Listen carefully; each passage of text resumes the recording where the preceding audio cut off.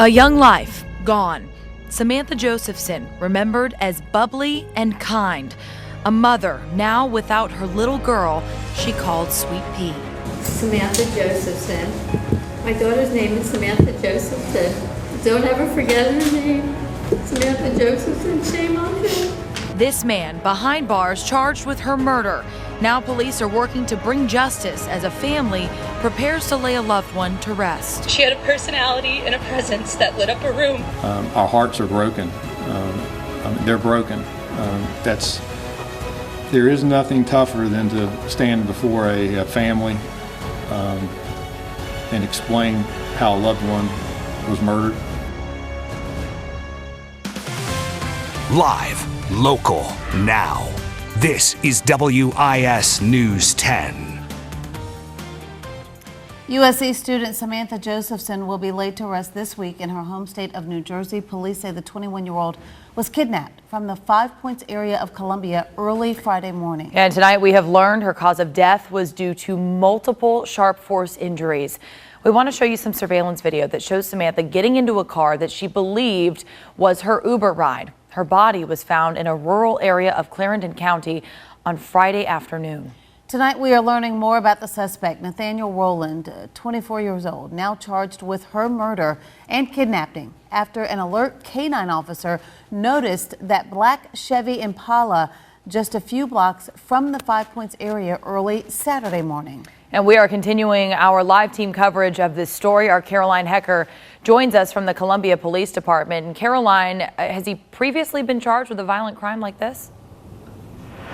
He hasn't, and interestingly, when you look at his criminal history, it's pretty minimal, all things considered. In 2013, he had a seatbelt violation. He should say those are all questions that we are hoping to get answered here by the Columbia Police Department.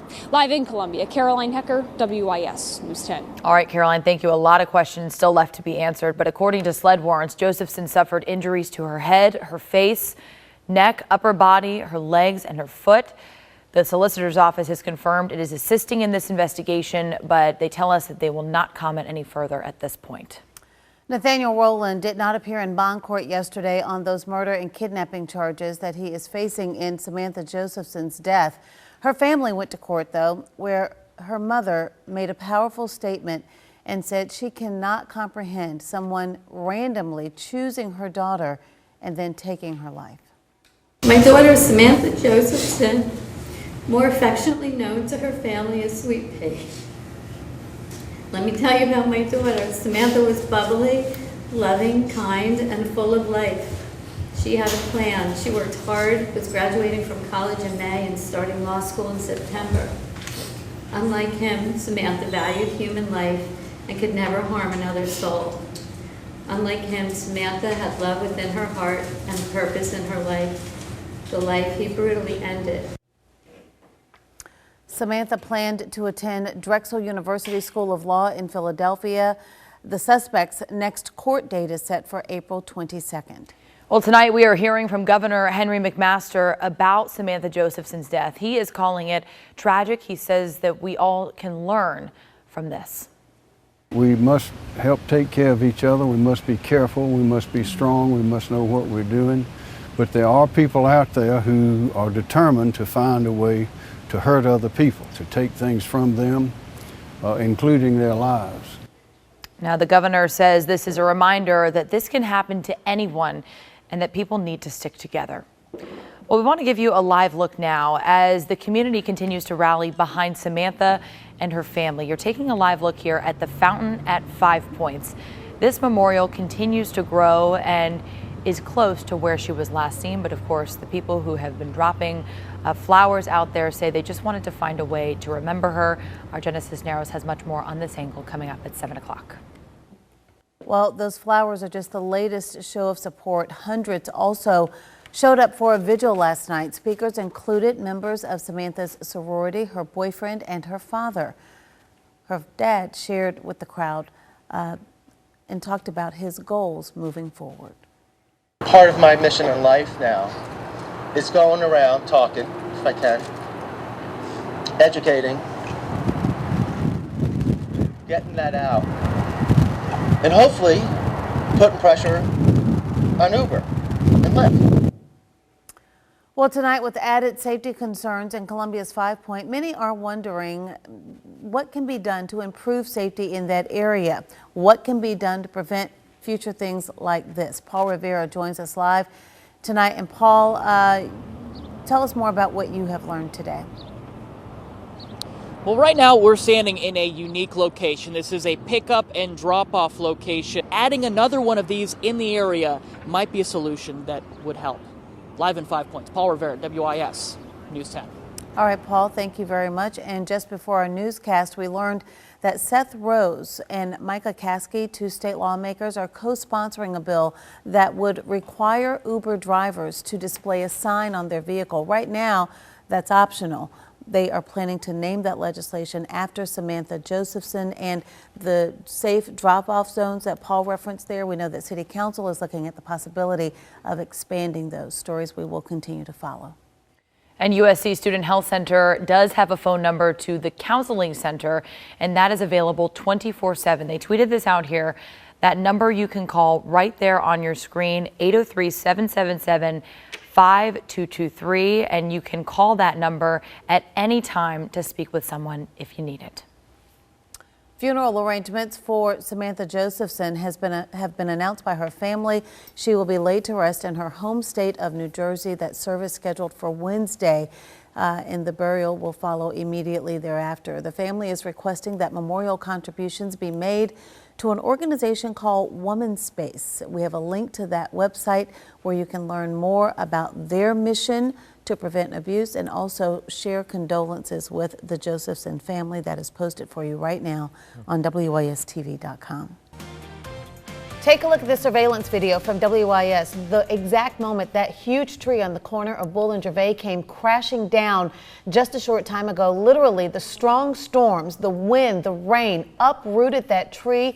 It landed on top of a car that had someone inside. We were bringing you severe weather coverage at the time that tree came down. Thankfully, the person inside that truck is okay. We were able to talk with him just moments after that terrifying incident, and we are very thankful that he was not hurt. Again, this video from the scene there, very scary. Take a listen. This is a miracle. God was with me when I was in that car, in that truck. And again, very fortunate that he was not hurt. And again, the scene there right after the street completely blocked down. That's Bull Street and Gervais. Police and fire crews arrived. We're getting multiple reports of similar damage all across the area tonight, Judy. Yeah, a lot of people saw that tree go down. People who were in the area rushed to help, as did people inside of our newsroom. These severe thunderstorms bringing heavy winds and all of this rain to the Midlands today. This is a tree that went down over on Clark Street where the Columbia Fire Department responded just a short time ago. That is in the 2200 block. We are told no one was home at the time, but clearly quite a scene to take in once they make it home this evening. We also have a live look at Assembly Street right now, completely blocked south of Calhoun. And you can see a crew there just trying to remove that tree from the area as that massive tree fell there as well. No injuries to report there, but you can see just the damage, the sheer amount of damage because of the high winds that blew through here. Just about 4:30 is when this storm came through, and it snapped that tree, as you can see, right there at the trunk.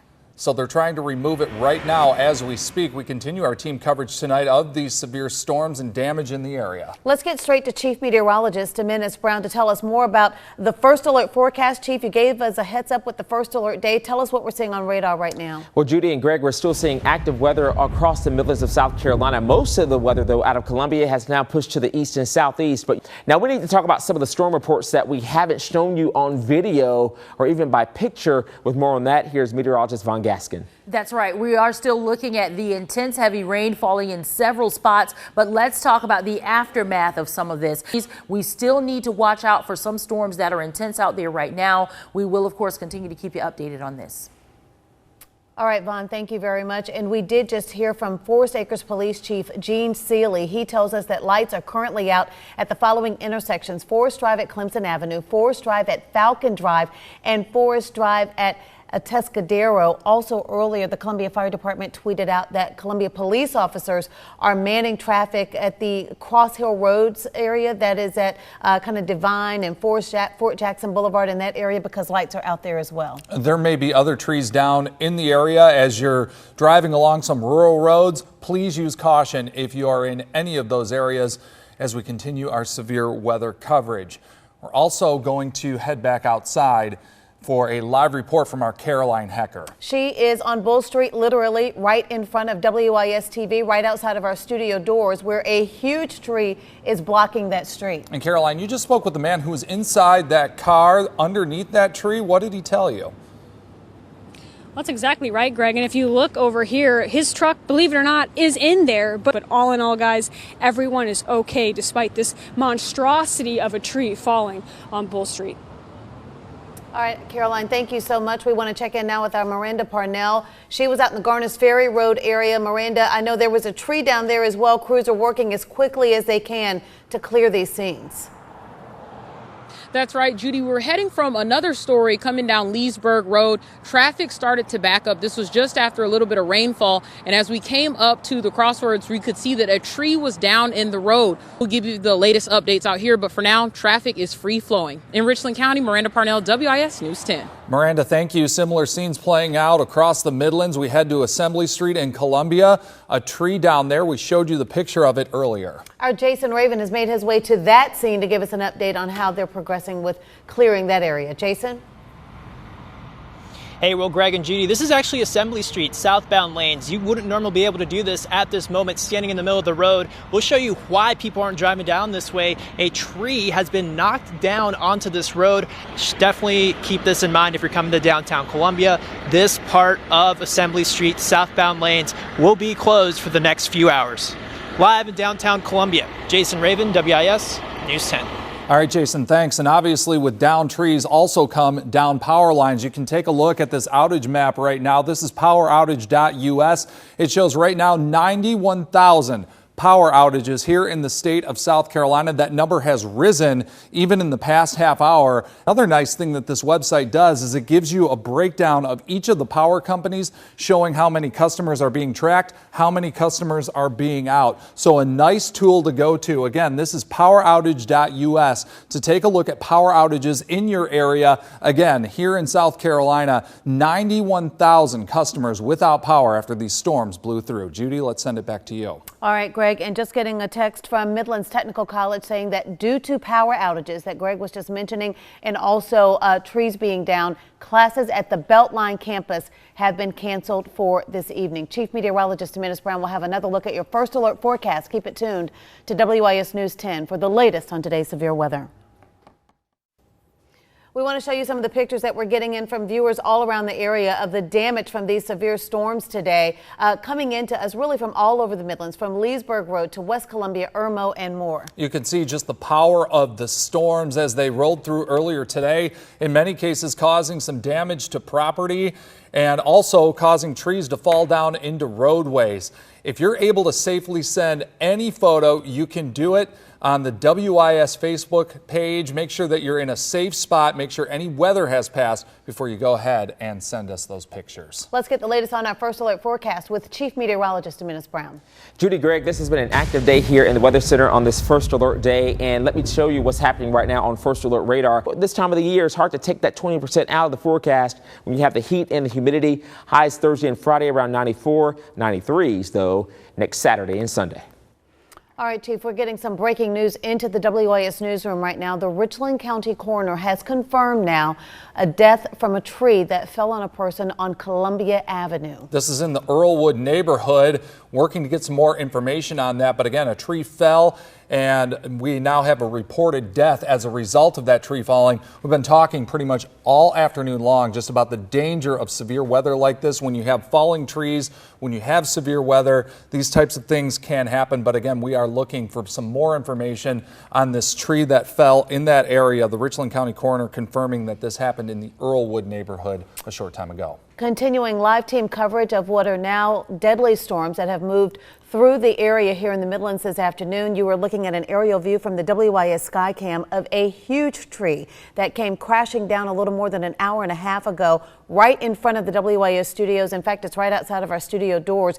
It is blocking that stretch of Bull Street, which is right near the intersection of Bull and Gervais. A tree down here and trees down all over the Midlands right now after this severe weather came through our area. Plenty more coverage right here on your News at 6. In case you missed it earlier, another look at incredible surveillance video of a tree that came crashing down right in front of the WIS studio. Yeah, you could see it happen just after 4:30. The person inside of that car underneath that tree was able to get out with no injuries, incredibly, and not much more damage besides the damage to those vehicles. Caroline Hecker has been on the scene all afternoon. And Caroline, our crew's making any progress cleaning up that mess? They really aren't, Greg. We haven't seen anybody from the city out here quite yet. The Columbia police remain here, and there's actually a wrecker that has pulled up. He is just happy to be alive, guys. All right, our Caroline Hecker reporting live right outside the WIS studios. And plenty more coverage after this.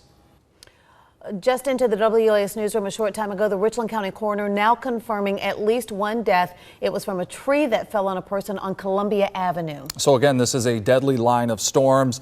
We found out just a short time ago that this is the first fatality tied to these storms. And of course, we'll have more information just as soon as we find out. And again, this is a similar scene playing out all over the area as trees have fallen not only in other neighborhoods, but also right here outside the WIS studio. But we also want to tell you about Forest Acres Police. They say that the 3 intersections where the lights were out are now working again. All of those intersections in Forest Acres should be up and running. Chief, we want to check back in with you. Yeah. This can happen so quickly. Very quickly. Such strong storms. Strong gusty winds still going through areas in Fairfield, or actually areas in Carrollton County, Orangeburg County, Bamberg, Barnwell. Keep an eye on it. Severe thunderstorm watch until 6:45. A warning. All right. Thanks so much for watching. We'll be back at 7. Breaking news, a beautiful 5-year-old girl's life cut short. The remains of Nevaeh Adams were found on Friday, October the 18th in the Richland County landfill after an exhaustive months-long search conducted by 48 agencies in our state. Police just releasing that information today. Police Chief Russell Rourke says that this case will have a lasting effect on the community, the officials who took part in the search, and of course, little Nevaeh's family. We had an unimaginable impact on our community, an impact on a family that none of us as parents are conditioned to bury our children. We had an impact on all these officers and firefighters and everyone that had taken part in the recovery. And you're looking at there Nevaeh's family reacting to that news. We do have live team coverage tonight out of Sumter, where we began with Caroline Hecker, who was there as officials gave the update. Caroline? Well, Alicia, really the search has been ongoing ever since August 5th when Sheree Bradley was found dead inside the apartment and her daughter Nevaeh Adams was missing. But the police chief and the solicitor all honing in on now moving forward and ensuring that this investigation, the integrity remains, and that moving forward in the judicial system that everything is exercised to the fullest extent when it comes to prosecuting Dontae Johnson on these charges. Emily Wakeman earlier today caught up with the family of both Sheree Bradley and Nevaeh Adams as they reacted to this news. And Emily, both heartbreaking and bringing some comfort to that family here tonight. Caroline, that's exactly right. Nevaeh's father spoke right after the press conference about what you can only imagine has been an incredibly difficult and heartbreaking time for his entire family. Now, the father said that they will most likely hold a memorial later on in November, but her spirit and her memory will continue to live on. In Sumter, Emily Wakeman, WIS News 10. Emily, thank you. Well, as for the timeline in this case, the search for Nevaeh has been ongoing for more than 2 months. The investigation began on August the 5th. Now, around 6 o'clock that evening, Sheree Bradley's body was found in her Lantana apartment, and Nevaeh was nowhere to be found. Well, police say Dontae Johnson told them that he put Nevaeh's body in the trash. Just hours after Bradley's body was found, Johnson was taken into custody and charged with her murder. Well, 2 days after his arrest, he appeared before a judge and was denied bond. Again on Friday, October the 18th, Remains of Nevaeh Adams were found. Again, that's just this past Friday. As for what's next for Johnson, he will face one more bond hearing before prosecutors go to a grand jury for an indictment. I believe that the teachers of South Carolina are absolutely broken and fed up. Thousands of educators, students, and supporters marching in the heart of the capital city, fighting for change. No matter what district they come from, all students are entitled to all the education that they need. Teachers are important as doctors, lawyers, and legislators. Teachers are just as important. That's more important. None of them would be successful if they didn't have a teacher. A historic moment as teachers rally for more support. We don't do this for the fame and fortune. We do this because we love the kids and we want to make a change. And legislators need to hear that this is the future of South Carolina. The governor and other lawmakers say they share their frustration. What you hear and see out there is a reflection of frustration around the state for our education system. We've got to make it stronger.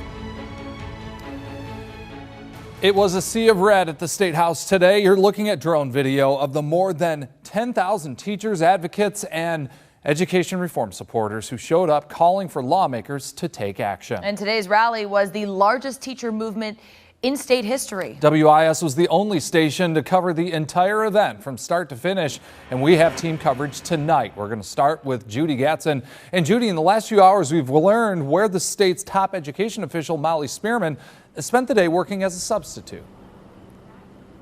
She spent the day, Greg, you're right, in Lexington District 1 working as a music teacher. And right now, of course, lawmakers at the State House considering a bill that's about 80 pages long. Our Jason Raven has been covering it extensively. Today, he talked with the governor about that measure for education reform and about what's expected next. Well, at times you could hear the roars from the crowd outside, inside the State House. And teachers say this rally was about making their voices heard. Now, lawmakers say they're listening, but they're just trying to figure out exactly how to get things done. The governor has even suggested maybe holding a special session over the summer to figure out this education reform bill. From the State House, Jason Raven, back to you. All right, Jason, thank you very much. I also have reaction from Superintendent Spearman's office about that education reform bill. And she says, although it is not perfect, she does believe it has some good elements to it. And she agrees with the governor that lawmakers should move forward, pass that legislation. So this is a debate that will continue to grow. A lot of people thought today was a culmination, Greg, but it really felt like more of a beginning of an even more heated debate. We will have much more reaction coming up, still to come on WIS News tonight.